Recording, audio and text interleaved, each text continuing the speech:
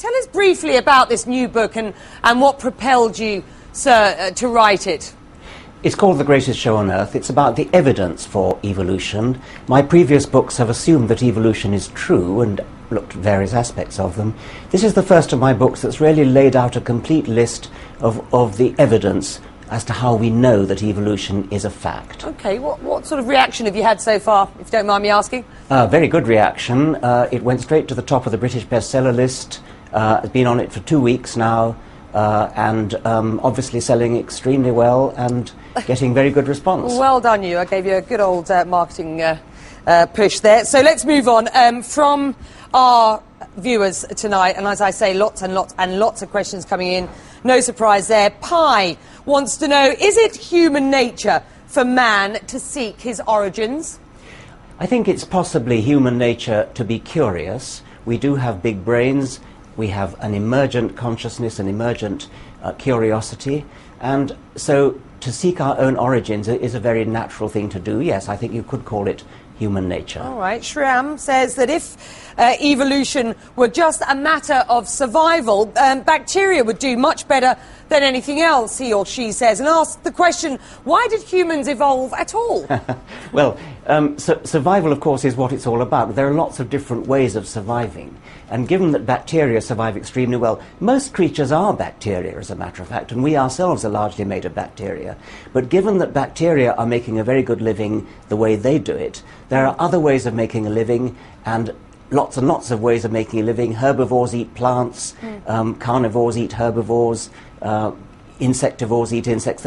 Every way of life opens up the way for there to be other ways of life, and the human way of life is just one of millions. All right. Well, Lime poses an interesting question here on the Connect the World blog tonight. If irrefutable evidence was found that a supreme being of the universe existed, what religion would it have most likely founded, if any?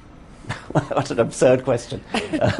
How on earth can I answer that question? I think that if evidence for a supreme being were ever discovered, the supreme being would be so much more supreme, so much grander, so much more intelligent than any religion has ever conceived of. It would be something far, far better than the paltry, puny productions of existing religions. All right, I'm going to move on here. I'm going to whip through some of these. Keep the answers short, if you will. Fascinating stuff. An Arabic atheist, no name given, so let's call them just atheists, supports your views and wants to know what you think is the best strategy to, in his words, penetrate the iron curtain of the closed Muslim mind. His words, of course, not ours. If he lives in an Islamic country with an Islamic government, then he would have to be very courageous in order to admit to his atheism. I know of people who are in Britain at the moment under threat of being deported to Muslim countries because they are, and are threatened with death because they are apostates. The Muslim penalty for apostasy, that's to say giving up Islam, is death. So you need a lot of courage. I think the internet might be a very good way because you can remain anonymous on the internet. Use it. All right, quick one from C. Arthur Young, asking tonight whether you are putting biologists in the same category as priests. Are they now the ones, he says, with these skills to diving truth, the new enlighteners of the world, if you will? I didn't quite hear that. You're shouting rather loudly in my ear. I'm so sorry. Putting biologists in the same category as priests. Your thoughts? Putting biologists in the same category as priests. Priests believe what they believe because they read it in a holy book. Biologists believe what they believe because they see evidence. There's very little in common.